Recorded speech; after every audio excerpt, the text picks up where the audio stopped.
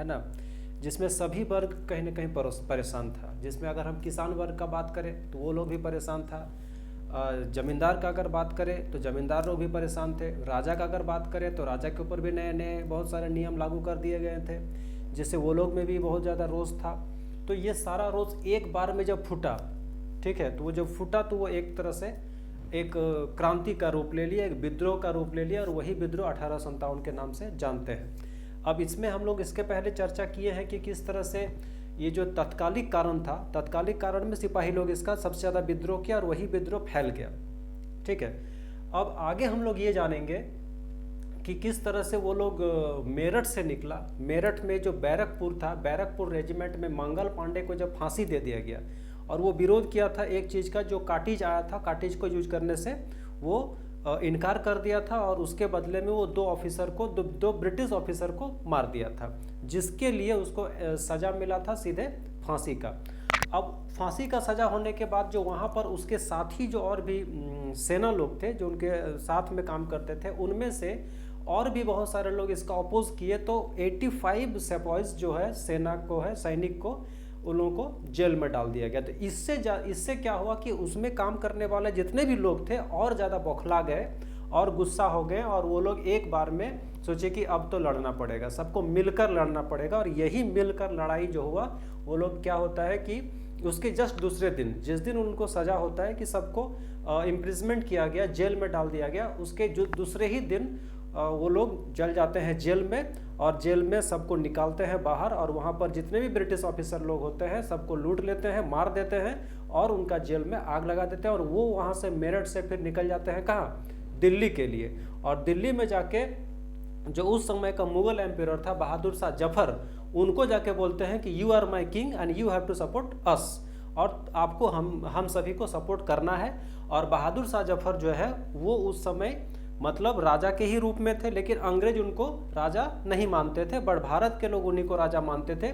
यही कारण था कि सभी लोग उनसे जाके बोले कि आपको नेता हम लोगों का बनना पड़ेगा, राजा बनना पड़ेगा। और ये जब बहादुर शाह जफर रेड फोर्ट में जब सारे लोग जमा हो गए तो उनको बाध्य होकर सपोर्ट करना पड़ा, और वो एक लेटर लिखे, और लेटर लिख के भारत में सभी जितने भी क्षेत्रीय राजवंश के राजा लोग थे सभी लोगों को चिट्ठी लिखा गया कि सभी लोग इस क्रांति में, इस विद्रोह में शामिल होइए और अपने अपने क्षेत्र में समर्थन करके और अंग्रेजी के खिलाफ लड़िए।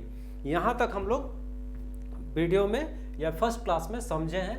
अब हम लोग आगे देखेंगे कि Kings from the different area, अलग अलग क्षेत्र में जो बहादुर शाह जफर जो चिट्ठी लिखे उसमें अलग अलग जो एरिया में थे वो लोग किस तरह से इस विद्रोह को लिए, और इसके पीछे भी रीजन है। अब रीजन क्या है, जैसे नाना साहब कानपुर से सपोर्ट किए, विरजिस कादिर, वाजिद अली शाह और बेगम हजरत महल जो है कानपुर से सपोर्ट किए, तात्या टोपे, रानी लक्ष्मीबाई झांसी से सपोर्ट किए, रानी अवंतीबाई एमपी से सपोर्ट किए, अहमदुल्ला फैजाबाद से सपोर्ट किए, कुंवर सिंह बिहार से सपोर्ट किए, और इसके साथ साथ बहुत सारे large number of religious warrior मतलब धार्मिक काम करने वाले जितने भी लोग थे वो लोग भी इसमें सपोर्ट किए। अभी थोड़ा सा हम इसके पीछे चलते हैं कि नाना साहब कानपुर से सपोर्ट क्यों किए, क्योंकि उनको डॉक्ट्राइन ऑफ लैप्स के द्वारा उनका शासन हड़प लिया गया था, तो उनके अंदर तो गुस्सा था ही। उसके बाद अगर हम बात करें अगर बिरजिस कदीर और वाजिद अली शाह का और बेगम हजरत महल का, कानपुर में उन लोगों के साथ भी यही चीज़ हुआ था। अगर हम बात करें रानी लक्ष्मीबाई, वही चीज़ हुआ था। रानी अवंतीबाई एमपी में सब्सिडरी अलायंस लगा दिया गया था और वो देख के उनसे ले लिया गया था। अगर बात करें अवध का, वही चीज़ हुआ था, हैदराबाद का वही चीज़ हुआ था। तो अलग अलग जगह में, बिहार में भी वही चीज़ हुआ था, कुंवर सिंह। तो ये जितने भी नेता लोग थे ये लोग अपने लिए लड़ रहे थे। एक कारण ये भी आता है कि 1857 का विद्रोह का असफलता का कारण क्या था, तो असफलता का कारण में ये भी आएगा कि जितने भी लोग, जितने भी नेता लड़ रहे थे अपने अपने एरिया में, वो लोग देश के लिए नहीं अपने लिए लड़ रहे थे, क्योंकि अगर हम जीत जाते हैं तो हमें अपना शासन वापस मिलेगा और हम फिर से राजा बनेंगे। ये एक चीज़ था। अगर वो सब एकजुट हो जाते उसी समय और अपने लिए नहीं, अपने लिए, अपने क्षेत्रवंश के लिए नहीं, बल्कि अगर अपने देश के लिए लड़ते और सब एक हो जाता तो शायद उसी समय कुछ आर पार की लड़ाई हो जाता, है ना। और हो सकता है कि अंग्रेज फाइनली चल ही जाता उसी समय, हमको और 90 साल का वेट नहीं करना पड़ता। ये एक रीजन है, असफलता का कारण में ये आता है। उसके बाद हम बात करेंगे कि जब ये लोग लड़ लिए, पूरा मतलब फैल गया, पूरे देश में नहीं फैला था, ये सिर्फ नॉर्थन में फैला था, ये एरिया में ही ये फैला था। विद्रोह का जो है, विद्रोह इस एरिया में ज़्यादा हुआ था, पूरा देश में नहीं। साउथ में अगर हम जाएंगे कुछ नहीं, साउथ के लोगों का मतलब ही नहीं है कि हाँ देश में विद्रोह भी हो रहा है, ये भी एक कारण था असफलता का। अब अगर हम बात करें कि इतना सब कुछ होने के बाद अंग्रेज लोग किस तरह से फिर से अपने आप को अपने आप को कैसे स्थापित किया, इसको भी तो पढ़ना है। तो उसमें क्या होता है कि the company fought back, company भी लड़ा। कैसे लड़ा? फर्स्ट क्या होता है कि the company decided to repress the revolt with all its might. अब अंग्रेज जो है ना वो भी अब समझ गया कि अब हमको इसको कहीं ना कहीं इसको दबाना ही है, अपना जितना भी ताकत है सब लगा देना है, ऑल इट्स माइट। अब it's brought reinforcement from the England. अब इसके लिए कहाँ से आया रेनफोर्समेंट? इंग्लैंड से मंगाया गया, वहाँ से सेना भी आया, वहाँ से सारा चीज़ आया, है ना, गन्स आया, और भी मतलब जो इक्विपमेंट्स होता है, जो शस्त्र अस्त्र होता है, वो सब इंग्लैंड से मंगाया गया। पास्ड न्यू लॉज, नए नए और कानून बनाए गए। और सबसे पहले वो क्या किया कि दिल्ली को रिकैप्चर किया फ्रॉम द रेबेलियन। जितना भी क्रांतिकारी था, रेबेलियन था, वो लोगों से सबसे पहले दिल्ली को फ्री किया। दिल्ली को फ्री करना जरूरी था। दिल्ली को सबसे पहले फ्री किया कब? इन सितंबर 1857। हम लोग का शुरू कब हुआ था? अप्रैल में शुरू हुआ था। अप्रैल, मई, जून, जुलाई, अगस्त, सितंबर, मतलब 4-5 महीना तो युद्ध हुआ। और उसके बाद फाइनली 4-5 महीना के बाद वो लोग दिल्ली को अपने अंडर में ले लिया। बहादुर शाह जफर जो मेन था, है ना, Bahadur Shah Zafar with his wife Begum Zinat Mahal sent to the prison in Rangoon in October 1858। एक साल के बाद बहादुर शाह जफर उसके वाइफ के साथ भेज दिया जाता है जेल। कहाँ पर? रंगून में। और जहाँ पर उनका मृत्यु हो जाता है नवंबर 1862 में उनका मृत्यु हो जाता है। But people continues to resist of the battle of the British. लेकिन लोग अभी भी लड़ाई लड़ रहे हैं अपने अपने तरीके से, अपने अपने क्षेत्र में, अपने अपने हिसाब से। लोगों का गुस्सा अभी भी है। They fought 2 years to suppress the messy forces of. लेकिन अंग्रेज लोग भी जो है लगातार कोशिश कर रहा है कि कैसे इसको दबाना है, और इसको दबाने में लगभग 2 साल लग गया। 1857 से शुरू हुआ था और ये खत्म होते होते कब खत्म हो जाता है? 1859-60 तक ये लगभग चलता है पूरे देश में कहीं कहीं पर। लेकिन दिल्ली को वो लोग 5-6 महीना में ही रिकैप्चर कर लेते हैं। उसके बाद लखनऊ, दिल्ली के बाद वो लोग लखनऊ को ले लेता है कब? 1858, लगभग 1 साल के बाद लखनऊ को भी ले लेता है। लक्ष्मीबाई को मार दिया जाता है जून 1858 में, लक्ष्मीबाई को मार दिया जाता है। रानी अवंतीबाई डिफीटेड, रानी अवंतीबाई भी हार जाती है। तात्या टोपे एस्केप्ड, वो भाग जाते हैं। कहाँ भाग जाते हैं? वो भाग जाते हैं जंगल। और जंगल में जाके वो चुपचाप नहीं बैठते हैं, जंगल में जाके वो गुरिल्ला युद्ध करते हैं। गुरिल्ला युद्ध सुने हैं ना? गुरिल्ला युद्ध क्या होता है कि पेड़ के पीछे छिप के रहना, जो बिरसा मुंडा की जाना जाता है। गुरिल्ला युद्ध के लिए बिरसा मुंडा बहुत ज़्यादा फेमस है। और वो पेड़ के ऊपर बैठे रहते हैं, पेड़ का पूरा टहनी होने में छिप के, और उस तरह से वेशभूषा बना के, और जैसे वहाँ से कोई क्रॉस होगा तो तीर मार दो, और तीर ऐसे मारो कि एकदम जगह पे, मतलब निशाना पूरा जैसे चूके नहीं, उस तरह का। तो ये चीज़ तात्या टोपे की है फॉरेस्ट में जाके। लेकिन फाइनली 1859 में वो मारे जाते हैं। ठीक है, 2 साल वो युद्ध करते हैं। कहाँ से? जंगल से ही। British announced rewards for the loyal landlords. अब यहाँ पर देखिए एक चीज़ और क्या आता है कि अब ब्रिटिश बोलते हैं ना कि ब्रिटिश बहुत ज़्यादा राजनीतिज्ञ भी था, कूटनीतिज्ञ भी था। अब बोला कि अगर यहाँ पर हमको मतलब यही शुरू होता है, फूट डालो और राज करो, है ना। फूट किस में डालता है कि हमारे भारत का जो लैंडलॉर्ड्स है ना, उन लोगों को अब ये लालच दिया जा रहा है कि अगर they can enjoy traditional rights over there land, मतलब अगर आप हम लोग के सपोर्ट में आ जाएंगे तो आपको क्या फायदा मिलेगा? आप लोग जिस तरह से अपना जमीन में, अपना क्षेत्र में कब्जा करके अपना जो भी शासन चला रहे थे, आप लोग वैसे ही शासन चलाएंगे। आप लोगों के ऊपर अब कुछ भी हस्तक्षेप हम लोग नहीं करेंगे, ये भरोसा दिया जाता है। With the help of the Indian landlords hundreds of peasants sepoys Nawab Raja was tried and hanged. अब ये लोग जो है ना, जो इंडियन लोग थे, अब ये लोग का सपोर्ट ले लिया अंग्रेज लोग, और ये लोगों का सपोर्ट लेकर बहुत सारा किसानों को, जो ये लोग जानता था, भारत के लोगों को तो जानेगा ही, है ना, कि मान लीजिए हम जानेंगे ना मेरे आसपास में कौन क्रांतिकारी है, मेरे आसपास में कौन विद्रोही है। अब उन लोगों का पता इन लोगों से लिया और लेकर किसानों को, सैनिकों को, राजाओं को ये किया गया, ट्राइड मतलब होता है कोर्ट में पेश किया गया, और कोर्ट में पेश करने के बाद साबित कर दिया कि ये लोग विद्रोही था, और विद्रोही जब साबित हो गया तो हैंग्ड यानी कि फांसी में लटका दिया गया। और ये क्या हुआ, हंड्रेड्स ऑफ, दो चार नहीं था, हजारों में था, ठीक है। हजारों में जब हैंग्ड होगा तो लोग तो डरेगा और ऑटोमेटिक पीछे हटेगा, ये भी एक रीजन था। उसके बाद क्या होता है, आफ्टर मार्च, अब विद्रोह के बाद का स्थिति क्या होता है, British has regained control of the country by the end of 1859। 2 साल के बाद जो है अंग्रेज फिर से अपना जो शासन है, जो अपना पावर है, जो अथॉरिटी है, वो रीगेन कर लेता है। लेकिन but they could not carry on the ruling the land with the same policy. लेकिन एक अंतर तो होता है, एक परिवर्तन होता है कि जिस तरह से वो लोग शासन उसके पहले कर रहा था, उस तरह का शासन अब नहीं कर पा रहा है।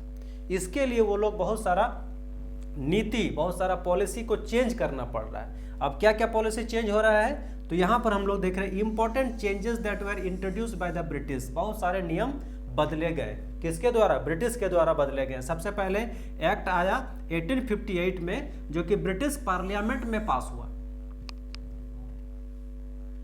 गोलमेज सम्मेलन जो होता है ना, वहां पर पास हुआ।